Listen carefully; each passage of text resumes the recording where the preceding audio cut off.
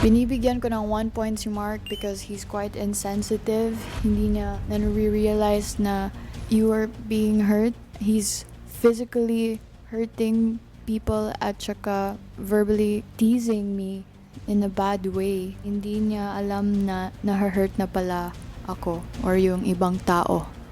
Binibigyan ko po ng 2 points si Kuya Dylan because there are times where he doesn't know if a person is feeling uncomfortable or bothered po kuya, such as during that time when he was shipping me and Mark, even if he knew that Mark had a jowa already, he still was pushing it and making jokes about it.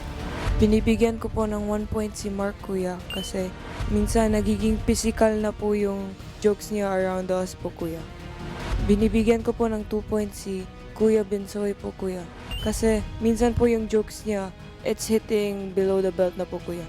Minsan nakaka-offend na po siya dahil it's body shaming or face shaming po kuya. Binibigyan ko naman po ng 1 point si Kuya Binsoy dahil po lately napapansin ko at lagi ko po siya nakikitang malungkot at sa tuwing nakikita ko po siyang malungkot parang negative po yung apekto nun sa akin. Mas naiisip ko rin yung family ko sa labas. Binibigyan ko po ng 2 points si Ate Colette dahil po sa na-observe ko may anger issue po siya. Sa tingin ko po ay hindi niya kayang i-hold yung emotion niya.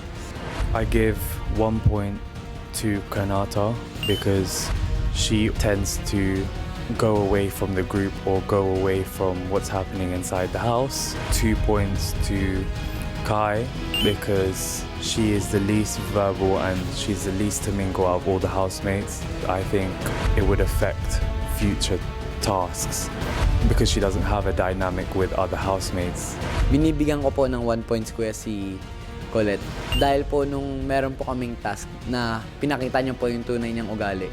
Imbis na mag-sorry po siya, unapologetic pa po siya nung una. Binibigyan ko po kuya ng 2 points si Kuya Dong. Dahil si Kuya Ding Dong po medyo insensitive and yung sinabi niya po nung meron po kaming task, medyo hindi po sa amin nakatulong. Binibigyan ko po ng 1 point po si Dylan po kuya kasi parang medyo bossy po siya kuya pagdating sa mga decision po kuya. Tsaka po feeling ko po na maapektuhan kami kuya pag magkaroon po kami ng task po sa susunod na linggo po.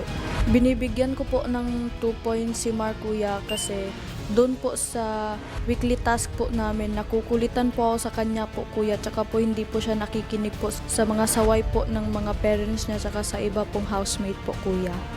Binibigyan po namin ng 1 point si JM. Pili lang po yung pinakikisamahan niya and wala po siyang initiative na pakisamahan kami and yung mga iba pa pong housemates.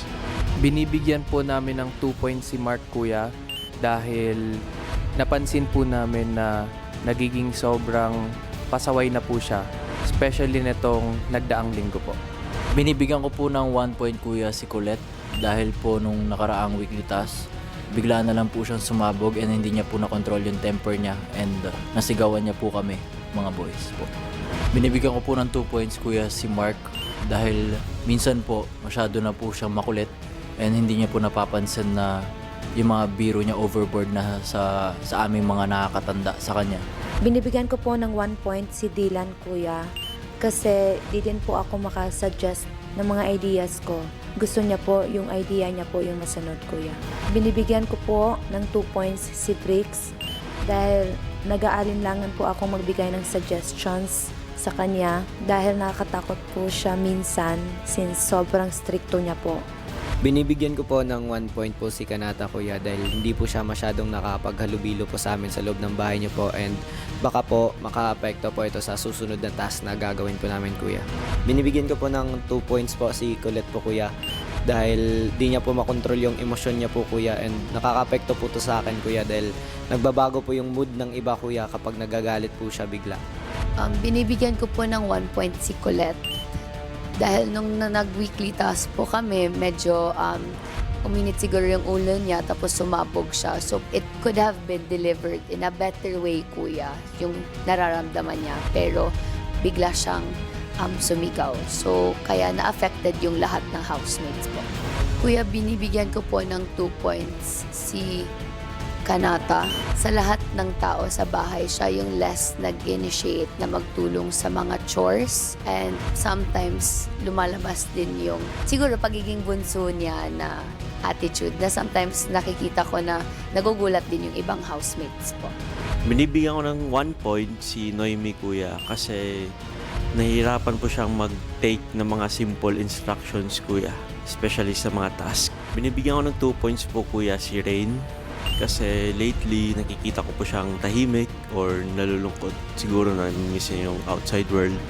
And may mga certain people lang siya na kinakausap dito. Hindi ko nakikita siya na nag-open sa ibang housemates dito sa bahay po kuya. Binibigyan ko po kuya ng 1 puntos si Mark. Masyado na po siyang nagiging annoying para sa akin this past few days kasi marami po siyang tanong tungkol po dun sa nakaraang weekly task po namin na hindi naman po pwedeng i-share sa iba na maaari pong magresulta na mag-fail po kami dun sa weekly task kuya. Binibigyan ko po ng 2 points kuya si Kuya Dingdong kasi may mga times po na may binibitawang jokes po si Kuya Dingdong na mga adult jokes or mga green jokes po na hindi po niya naiisip na may mga kasama po kami minor de edad dito sa loob. At the same time po, threat ho silang dalawa para sa akin.